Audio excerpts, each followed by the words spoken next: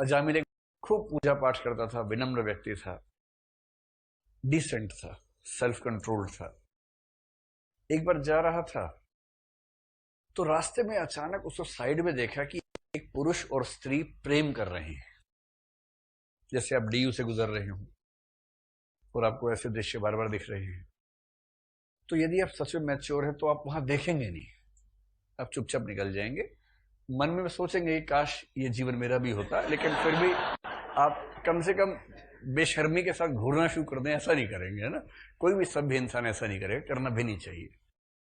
तो इसने भी ऐसा नहीं किया। ये बहुत विनम्र व्यक्ति था। लेकिन जिज्ञासा भी कोई चीज होती है। इसका एक मन कह रहा है कि नहीं ऐसे नहीं देखना चाहिए, दूसरा मन कह रहा है कि ये मौका फिर मिले ना मिले।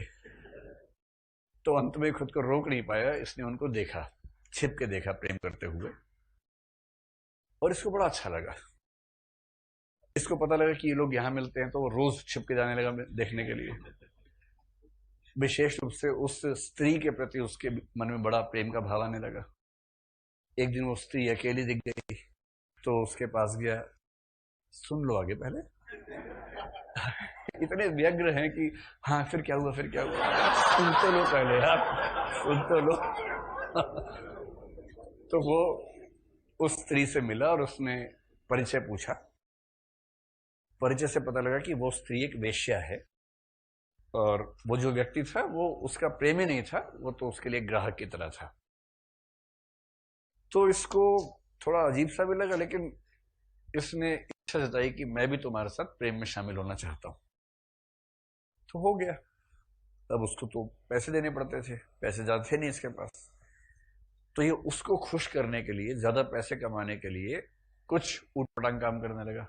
चोरी करने लगा, डकैती करने लगा, जितने तरह के अपराध होते सब करने लगा ताकि पैसा इकट्ठा हो जाए। पैसा कमाता था, उसके पास जाता था। धीरे धीरे प्रेम इतना बढ़ा कि दोनों ने विवाह कर लिया।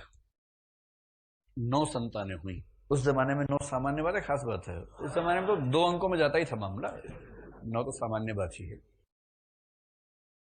लेकिन अजामिल का जो लाइफ स्टाइल था, गुंडागर्दी, डकैती, चोरी, पत्नी से प्रेम, और जो फौज थी उससे प्यार, वो सब करता था। अच्छे लोग उसके घर जाने से डरते थे। बहुत गुस्सैल, चिड़चिड़ा, जोरावर सिंह जैसा हो गया था नेचर में। एक बार कुछ ब्राह्मणों का दल गांव में आया। उनको भूख लगी, सोचा कहां भोजन लें। गांव के लोगों से पूछा, 20, 30, 40 ब्राह्मण रहे होंगे, तो लोगों ने सोचा कि इनके मजे लेते हैं।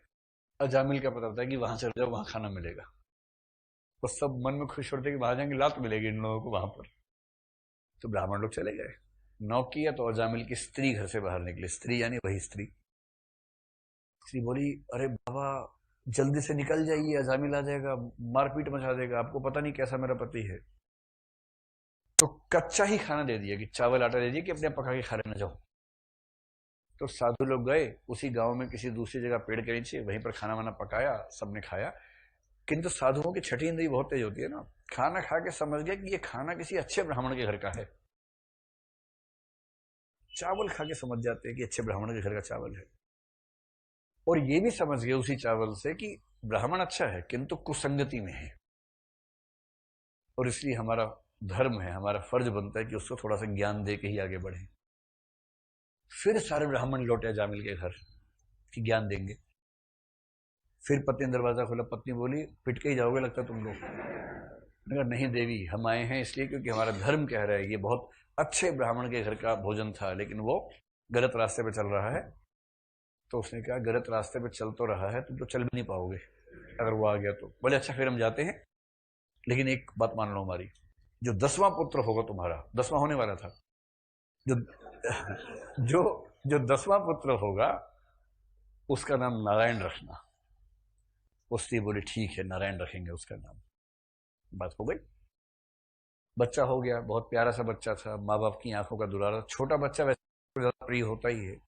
लेटेस्ट बच्चा और लेटेस्ट पत्नी, इसमें भारत के लोगों की रुचि अक्सर ज्यादा दिखाई पड़ती है। आप देखेंगे पृथ्वीराज हो या कोई भी हो, ऐसा दिखता है।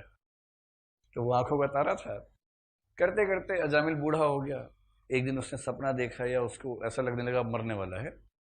यमदूत दिखाई देने लगे, राक्षस जैसे बहुत सारे यमदूत आ गए। वो घबरा गया और उसने अपने छोटे बेटे को पुकारा, नारायण नारायण।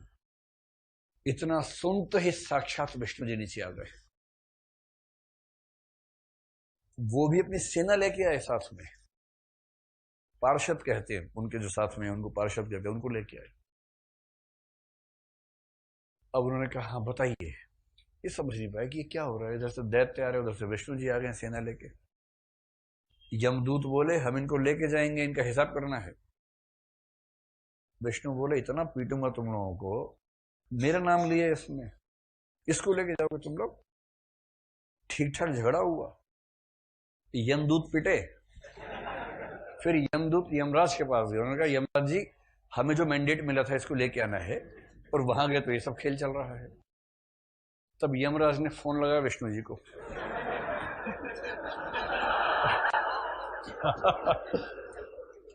तो फिर दोनों की बात हुई। फिर यमराज ने यमदूतों से कहा कि देखो मेरी बात हुई है, अगर कोई भी व्यक्ति विष्णु का नाम बोलता हो उसको लेके नहीं आना है, उसकी जीवन प्रत्याशा बढ़ जाएगी नाम लेते ही।